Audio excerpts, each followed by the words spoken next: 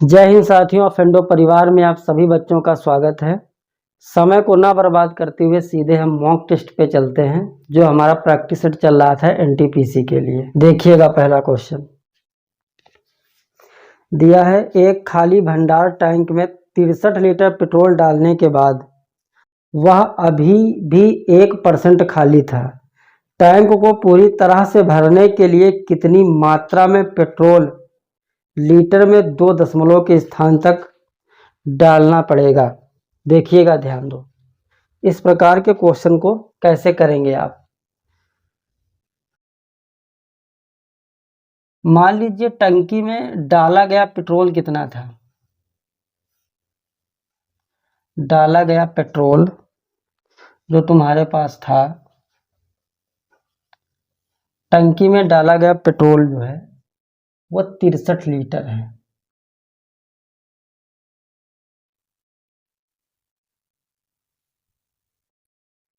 वह अभी भी 1% खाली है। मान लीजिए टंकी की कुछ भी होगी धारिता, वो 100% पर होगी।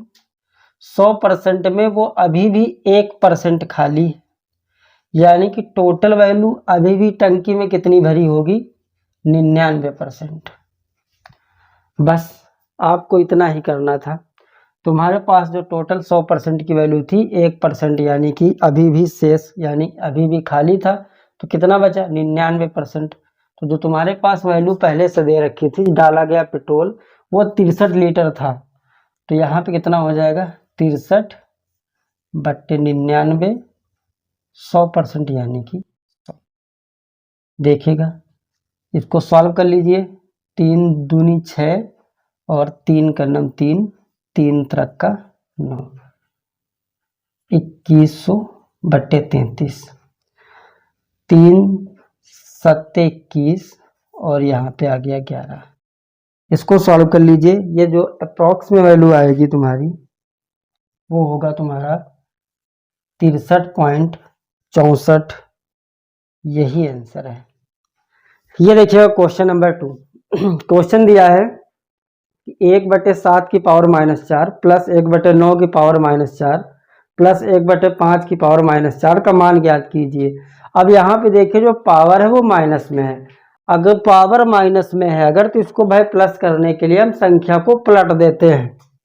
तो यहाँ पे देखिए संख्या तुम्हारे पास कितनी हो जाएगी? 7/1 की पावर कितनी होगी? 4 प्लस 9/1 की पावर कितनी होगी? 4 प्लस 5/1 की पावर कितनी होगी? 4। तो यहाँ पे आप देखोगे 7 की पावर कितनी हो जाएगी? 4, 9 की पावर कितनी हो जाएगी? 4 और 5 की पावर कितनी हो जाएगी? 4। यानी कि 7 जो है वो कितनी बार लिखा गया है? वो 4 बार लिखा गया है। 7 की पावर 4 का मतलब होता है 2401 और 9 की पावर 4 का मतलब होता है 6561 और 5 की पावर 4 का मतलब होता है 625। आप इसको ऐड कर दीजिए, जो भी होगा वही आंसर होगा। तो इसका जो आंसर आएगा 5 1 6 6 1 7, तो 7 से एक ही ऑप्शन है तुम्हारा 95 87। यही आंसर है। ये देखिएगा क्वेश्चन, 5 संख्याओं का जो योग दिया है वो 655 है। 5 संख्याओं का योग जो दिया है वो 655 है, यानी कि 5 संख्याओं का जो योग है वो कितना दिया है? 655। कह रहा है कि पहली 2 संख्याओं का औसत 76 है। तो पहली 2 संख्याओं का औसत कितना दिया है? 76, यानी कि 76 इंटू 2 हो जाएगा। तो यहाँ पे 6 दूना 12 और 7 दूनी 14 1 15, 152। और तीसरी संख्या 106 दे रखी है, यानी कि 5 संख्याओं का योग जो था वो 655 था और 2 संख्याओं का औसत जो दिया था वो 152 दिया है। और तीसरी संख्या उसने खुद दे रखी है। तीसरी संख्या जो दे रखी है वो 106। भाई इसको ऐड कर लो, 6 2 8, यहाँ कितना हो जाएगा? 5 और 2 1, यहाँ पे 1 1 2 होगा, 1 1 2। तो पूछ रहा है कि शेष 2 संख्याओं का औसत बताइए। इन दोनों का डिफरेंस आप देख लो, कितने का है डिफरेंस? घटाइएगा, ये तुम्हारा हो जाएगा कितना? 3 9 7। दो संख्याओं का पूछ रहा है, 2 से भाग दे दो, 2 का नम 2, यहाँ पे 1 बचेगा, 2 9 18, फिर बचेगा 1, 2 अट्ठे 16 और 1 2 पंची 10, 198.5, यही आंसर है। देखिएगा अगला क्वेश्चन, कह रहा है कि एक दौड़ में एक एथलीट पहले लैप में 104 सेकंड में 312 मीटर की दूरी तय करता है और उसी लंबाई का दूसरा लैप 52 सेकंड में तय करता है, एथलीट की औसत बतानी है। तो देखिए इस क्वेश्चन को कैसे करेंगे, तो यहाँ पे करना कुछ नहीं आपको, आप देखिएगा फर्स्ट जो लैप है भाई, जो फर्स्ट लैप है वो जो है 104 सेकंड में 312 मीटर गया। उसके बाद कह रहा है कि उसी लंबाई का दूसरा लैप, यानी कि जो सेकंड लैप है लंबाई उसकी सेम है, बट ये जा कितना रहा 52 सेकंड में और लंबाई सेम है 312। बस कुछ नहीं करना, इसको ऐड कर दीजिए, यहाँ कितना हो जाएगा 4 2 6 और यहाँ कितना हो जाएगा 6 5 1, 156 बराबर वैल्यू दे रखी है और तुम्हारे पास कितनी 624, तो एक बराबर वैल्यू कितनी होगी, इसको काट लीजिए, ये डायरेक्ट जो है 4 बार कट जाएगा, 6 चौक 24, 5 दूनी 10 2 12, 4 2 6, यानी इसका जो राइट आंसर होगा वो 4 होगा। ये देखिए एक एवरेज का क्वेश्चन दिया है 12 संख्याओं का औसत जो है 39 दिया है, यदि संख्या 52 को भी शामिल किया जाए तो इन 13 संख्याओं का औसत ज्ञात करना है। देखो यहाँ पे कह रहा है कि जो 12 संख्याएं हैं इनका औसत कितना दिया है 39, तो इसका मल्टीपल कराओ आप, 12 नुआ 108 के 8 10 और 12 36 और 36 और 10 कितना होता है 36 10 तुम्हारे पास हो जाएगा 46। यदि संख्या 52 को भी शामिल किया जाए, इसी में जो है 52 को भी ऐड कर लिया गया, तो 8 2 10 6 5 11 1 12 4 1 5। तो पूछ रहा है 13वीं संख्या का औसत क्या होगा, तो भाई 13 संख्याओं का औसत बताना, 13 चौक 52, इजी क्वेश्चन था 40। नेक्स्ट देखिएगा क्वेश्चन, यदि किसी डाटा का माध्य 65 है और बहुलक 23 है तो माध्यिका ज्ञात करनी है। तो इसके लिए आपको एक सूत्र पता होना चाहिए, बहुलक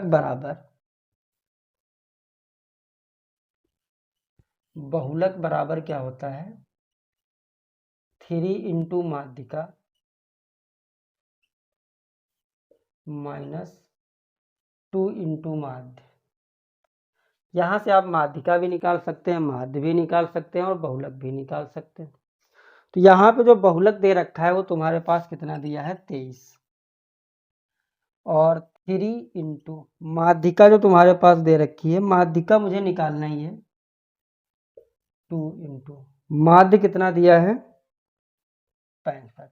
तो देखिए ध्यान दो, ये दिया है 23, ये कितना हो जाएगा 3m और ये हो जाएगा 5 दूनी 10 6 दूना 12 1, ये हो गया 3m, ये प्लस का उधर जाएगा, ये प्लस का है माइनस का हो जाएगा, माइनस माइनस प्लस हो जाएगा, तो यहाँ पर वैल्यू कितनी हो जाएगी 130 प्लस 23, तो 3m बराबर जो वैल्यू होगी 3 5 153, तो जो m का मान होगा 3 5 15 और 3 का नम 3, यानी कि जो माध्यिका है भैया इसकी वो 51 होगी।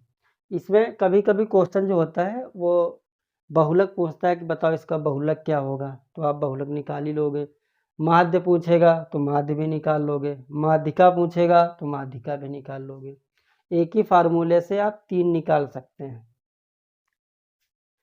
इसको सबसे पहले आप आरोही क्रम में लगाइए, आरोही क्रम का मतलब होता है बढ़ते क्रम, छोटे से बड़े की तरफ।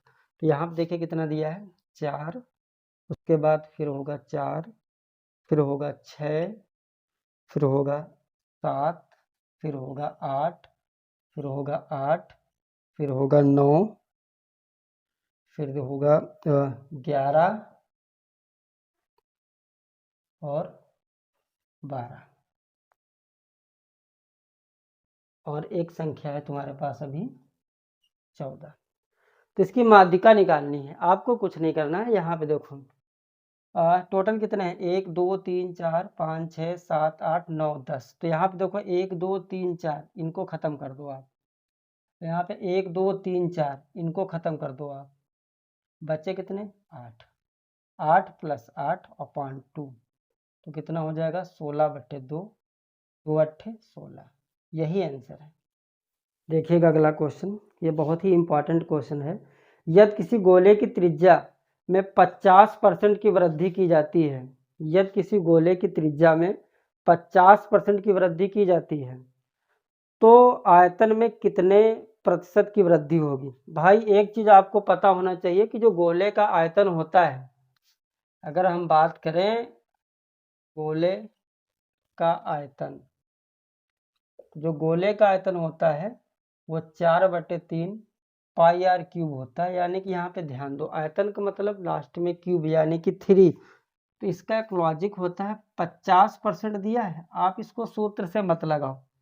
आयतन कभी पूछे तो वैल्यू को 3 बार निकाल दो। 5% की वृद्धि, सॉरी 50% की वृद्धि कर रहा तो 50% की फ्रैक्शन वैल्यू कितनी होती है 1/2 होती है। तो यहाँ पे देखो 2 से वैल्यू कितनी हो जाएगी, वृद्धि है तो 2 से वैल्यू 1 बढ़ी, 2 से कितनी हो जाएगी 3। आयतन का मतलब 3, तो इसको 3 बार निकालो। फिर वैल्यू 2 से कितनी हुई 3, फिर 2 से वैल्यू कितनी हुई होगी 3। यहाँ पर वैल्यू कितनी हो गई 8, यहाँ पे कितनी हो गई 27। अंतर इसका कितने का है, देखिएगा इसका अंतर कितने का है 27 और 8, यहाँ पे कितना हो जाएगा 19।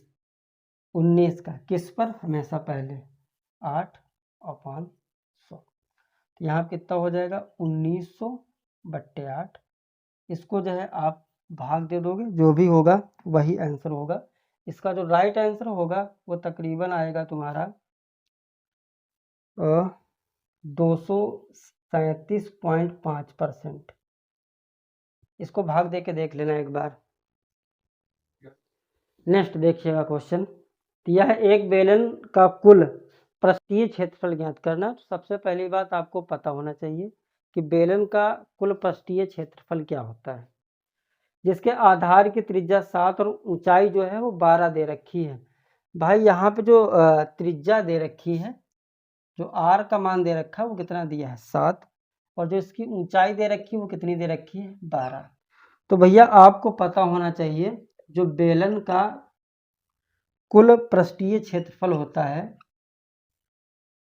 बेलन का कुल पृष्ठीय क्षेत्रफल वो क्या होता है 2πr और ब्रैकेट में h+r। बस कुछ नहीं करना।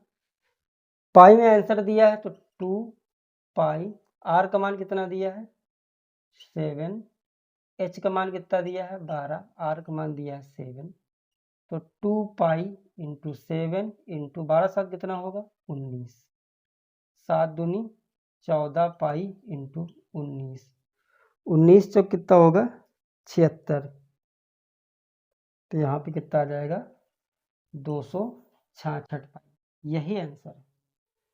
ये देखिए क्वेश्चन जो है, अभी इसके पहले हमने ये क्वेश्चन कराया है तो इसमें थोड़ा डिफरेंट है। मैंने इस वजह से इस क्वेश्चन को डाला है इसमें, ताकि आपको कन्फ्यूज़न ना हो एग्ज़ाम में कि अगर कभी आयतन पूछेगा तो वैल्यू हमें कितनी बार निकालनी है, वो अगर आयतन नहीं पूछ रहा है तो वैल्यू मुझे कितनी बार निकालनी है। देखिए क्वेश्चन दिया है, यदि किसी गोले की त्रिज्या में 50% की वृद्धि की जाती है तो गोले का पृष्ठीय क्षेत्रफल में कितने प्रतिशत की वृद्धि हो जाएगी। अगर हम गोले के पृष्ठीय क्षेत्रफल की बात करें तो भाई इसका पृष्ठीय क्षेत्रफल होता है 4πr²। अब यहाँ पे देखो स्क्वायर आया है तो यानी इसको जो है वैल्यू को 2 बार निकालना पड़ेगा। 2 बार वैल्यू निकालोगे तो यहाँ पे देखो 50% दिया है तो 50% की फ्रैक्शन वैल्यू कितनी हो जाएगी 1/2। तो यहाँ पे भाई मेरे 2 से वैल्यू कितनी होगी 3, फिर 2 से वैल्यू कितनी होगी 3। बस यहाँ पे कितना हो जाएगा 4 और यहाँ पे कितना हो जाएगा 9। अंतर कितने का है 5 का। किस पर 4 पर और 500। 4 25 हम 100 और 25 पंचे 125। यही आंसर है। आप 100 रुपए की राशि को 10% वार्षिक चक्रवृद्धि ब्याज की दर से 2 वर्ष के लिए निवेश किया गया था। यदि समान अवधि के लिए ब्याज की दर बढ़ाकर 20% कर दिया गया हो तो निवेशित को ब्याज के रूप में कितने रुपए अधिक मिलेंगे। देखिएगा बहुत इंपॉर्टेंट क्वेश्चन है, ध्यान से करें। यहाँ पे दिया है 100 रुपए की राशि। सबसे पहले आप रेट देखो, रेट कितनी दे रखी है 10%। तो 10% की फ्रैक्शन वैल्यू कितनी होगी भाई 1/10। अच्छा यहाँ पर जो वैल्यू होती है ये तुम्हारा क्या होता है P, ध्यान दो, और ये तुम्हारा क्या होता है SI। अच्छा एक चीज तो तुम लोगों को पता होनी चाहिए कि अगर हम P और प्लस SI को ऐड कर दे तो हमें क्या मिल जाता है अमाउंट, यानी कि P का मतलब मूलधन और SI का मतलब ब्याज और A का मतलब होता है मिश्र धन। तो बस यहाँ पर जो है एक तरफ वैल्यू हम मान लेते हैं P और एक तरफ मान लेते हैं वैल्यू अमाउंट, यानी कि 10 रुपए थे और अमाउंट कितना हो जाएगा, जब P और SI मिल जाएगा तो अमाउंट कितना हो जाएगा 11। कितने सालों के लिए है 2 वर्ष के लिए, तो भाई इसको 2 बार निकाल दो वैल्यू। तो यहाँ पर जो होगा वो कितना हो जाएगा 100 और यहाँ पे जो वैल्यू होगी 121, यानी कि जो P है तुम्हारा वो कितना है 100 और जो A है तुम्हारा वो कितना है 121। और इन दोनों का जो अंतर होता है यही तुम्हारा होता है CI का मतलब होता है चक्रवृद्धि ब्याज। भैया कितना आया है 21। अब देखो क्वेश्चन कह रहा है कि यदि समान अवधि के लिए, यानी कि जो टाइम है टाइम वही है, ब्याज की दर बढ़ाकर 20% कर दी गई। यहाँ पर पहले 10% थी, अब कितनी दर बढ़ा के कर दी गई है 20%। तो 20% की जो फ्रैक्शन वैल्यू होती है वो 1/5 होती है। सेम वही काम करेंगे, इधर लिखेंगे P और इधर लिखेंगे अमाउंट।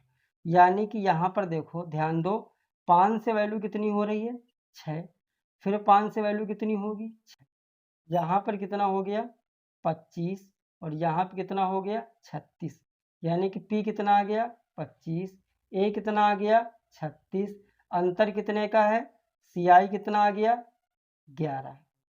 ध्यान दो भाई, तो यहाँ पर जो मूलधन दिया था वो 25 की वैल्यू दे रखी थी तुम्हारे पास कितना 100, तो 1 की वैल्यू कितनी आ जाएगी तुम्हारे पास 4 और CI निकालना था तो कितना हो जाएगा 11 और 11 चौक कितना होता है 44। आप देख लो कितना बढ़ा 21 से 44, तो कितनी वैल्यू बढ़ गई है तुम्हारे पास 23। कितने रुपए बढ़ी है 23 रुपए, यही आंसर है। चलिएगा क्वेश्चन देखते हैं आगे। क्वेश्चन दिया है ABC क्रमशः 13,750 रुपए, 16,250 रुपए और 18,750 रुपए निवेशित करके कोई व्यवसाय शुरू करते हैं। यदि उनके द्वारा प्राप्त लाभ B का हिस्सा 5200 रुपए है तो एक साथ तीनों को प्राप्त कुल लाभ ज्ञात करना है। देखिएगा क्वेश्चन बहुत ही शानदार है, करना कुछ नहीं, आपको सिर्फ थोड़ा दिमाग लगाना है। देखिए 3 लोग हैं, मान लीजिए A, B और C। वैल्यू जो दे रखी है यहाँ पे दे रखा है 13,750 और यहाँ पे जो दे रखा है B की वैल्यू 16,250 और जो C की वैल्यू दे रखी है 18,750। तो यहाँ पे 0 से 0 खत्म हो जाएगा, इसको 5 से आप काट लीजिए। जब 5 से आप काटेंगे इसको तो इसकी और वैल्यू छोटी करोगे तो यहाँ पे आ जाएगा 11:13:15। अब यहाँ पे देखिए दिया है यदि उनके द्वारा प्राप्त लाभ B का हिस्सा 5200 है, तो अब यहाँ पर ये किसका है A की वैल्यू, ये किसकी है B की वैल्यू, ये किसकी है C की वैल्यू, और B का हिस्सा 5200 दिया है, यानी कि इसकी 13 की जो वैल्यू दे रखी है भाई, जो 13 की वैल्यू दे रखी है वो कितनी दे रखी है 5200। एक बराबर वैल्यू कितनी हो जाएगी 13 चौक 52, कितना आ जाएगा 400। अब पूछ रहा कुल तीनों की राशि बतानी है, तो तीनों की वैल्यू जोड़ लीजिए, 5 3 8 1 9 और 1 2 3 39, इसको मल्टीपल करिए, 4 9 36, 36 के 6 और 4 3 12, 12 3 कितना होगा 15, यही आंसर है। नेक्स्ट चलिए अगला क्वेश्चन देखते हैं। ये जितने भी क्वेश्चन हैं सारे क्वेश्चन इंपॉर्टेंट हैं, इनको आप आराम से समझें। किसी भी प्रकार की कोई दिक्कत होती है तो आप ज़रूर कमेंट बॉक्स में बताएं। ये देखिएगा एक बेहतरीन सा क्वेश्चन, दिया है इडली बनाने हेतु तो यदि चावल और उड़द की दाल के एक मिश्रण में 2 हिस्सा चावल और 1 हिस्सा उड़द की दाल है, तो मिश्रण में चावल और उड़द की दाल की मात्रा क्रमशः कितने % हो? देखो ध्यान दो, इसको साफ कर दो पहले ने नीचे है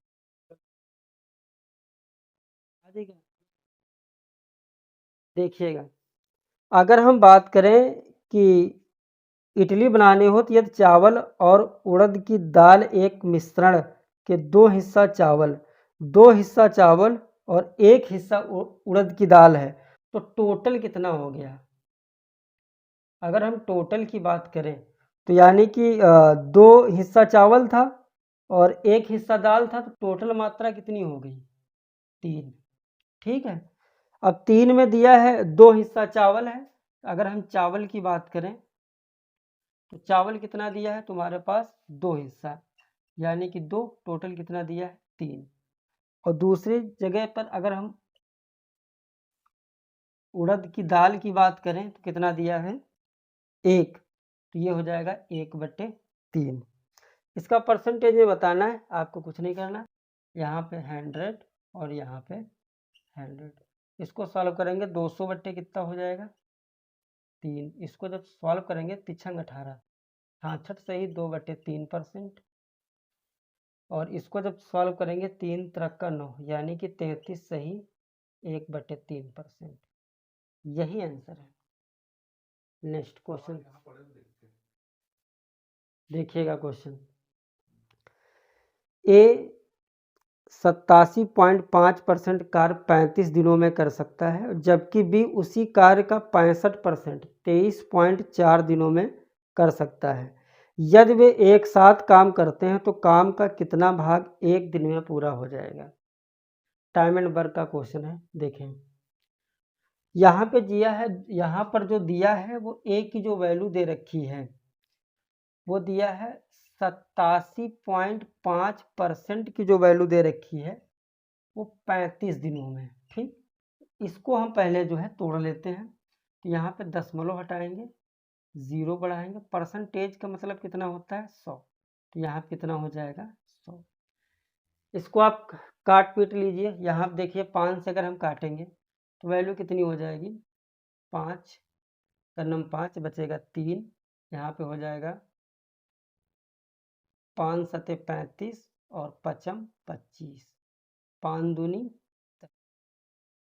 25 छक्का 150 और 25 सत्ते 175, तो ये आ जाएगा 7 और 25 अट्ठे 200।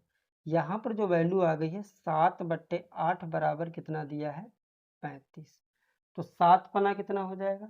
35, और यहाँ पे इसका जो होगा वो मल्टीपल हो जाएगा, तो 8 पंच कितना हो जाएगा? 40। यानी कि जो ए की वैल्यू आ गई तुम्हारे पास वो कितनी आ गई? 40। अब यहाँ पर जो है बी, आप बी को सॉल्व करें, यहाँ पर जो बी की वैल्यू दे रखी है वो उस बी उसी कार का 65%, तो 65 बट्टे कितना हो जाएगा? 100। कितने दिनों में?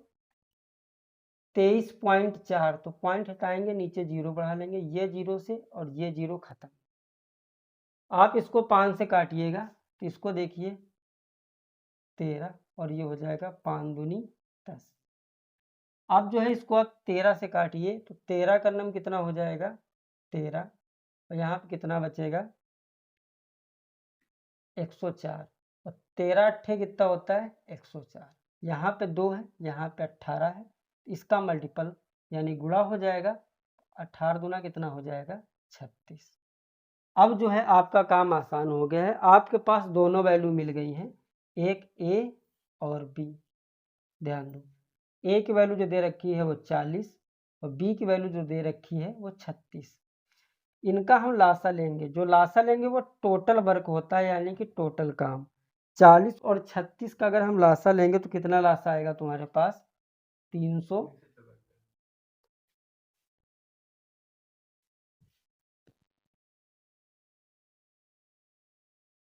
देखिएगा 36 और 40 का हम लासा लेंगे तो कितना होगा? 360।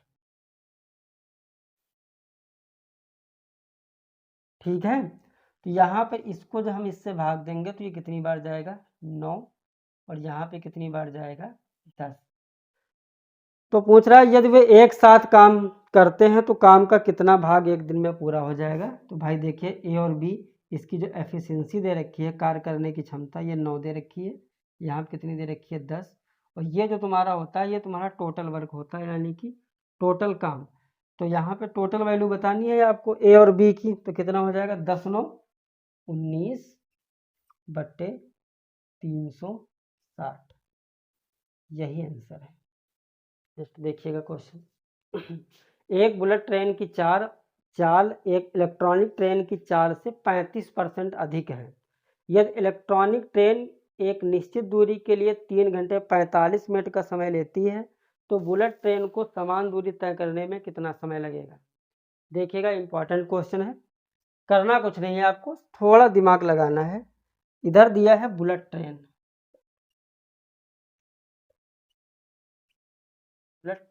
और इधर दे रखी है इलेक्ट्रॉनिक ट्रेन, ठीक है।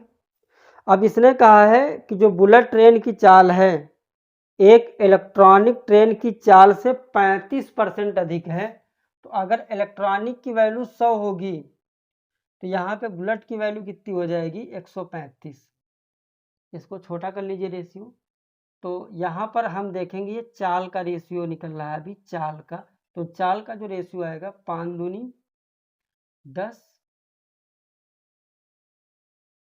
5 से काटेंगे तो 5 दूनी 10, बचेगा 3, 5 7 35, तो यहाँ पे 5 दूनी 10, कितना आ गया 20। चाल का रेशियो 27 रेशियो 20 है। तो टाइम का रेशियो क्या होगा, यानी कि जो समय का रेशियो होता है वो चाल का क्या हो जाता है, स्पीड का जस्ट उल्टा। इसकी वैल्यू कितनी हो जाएगी 20 रेशियो, ये आपको समझनी पड़ेगी। अब देखिए क्वेश्चन दिया है कि ट्रेन की एक निश्चित दूरी के लिए 3 घंटा 45 मिनट का समय लेती है। तो अगर हम बच्चा ध्यान दें इधर 3 घंटे 45 मिनट, मिनट दिया है तो नीचे 60 से कन्वर्ट कर लीजिए। तो 15 तियाँ 45 और 15 चौक 60, 4 तियाँ 12, 3 कितना हो गया 15, 15/4। अब जिसकी वैल्यू पूछ रहा है आप देख लीजिए। तो कह रहा तो बुलेट ट्रेन समान दूरी को तय करने में कितना समय लेगी। यहाँ पे जो वैल्यू दे रखी है वो 15/4 20, इसकी वैल्यू कितनी दे रखी है 27, 4 पंचे 20 और 3 से कटेगा, 3 पचे 15, 3 9 27, 5 25/9। इसको आप डिवाइड कीजिए, भाग दीजिए, तो 2 9 18, 2 बार जाएगा, यहाँ बचे कितना 7, 2 सही 7/9। आज के लिए इतने ही क्वेश्चन रखते हैं, बाकी अगले क्लास में मिलते हैं। तब तक के लिए इन क्वेश्चनों का अच्छी तरीके से आप रिवीजन करें। बाकी किसी बच्चे को कोई समस्या होती है तो वो कमेंट बॉक्स में ज़रूर बताएं। धन्यवाद।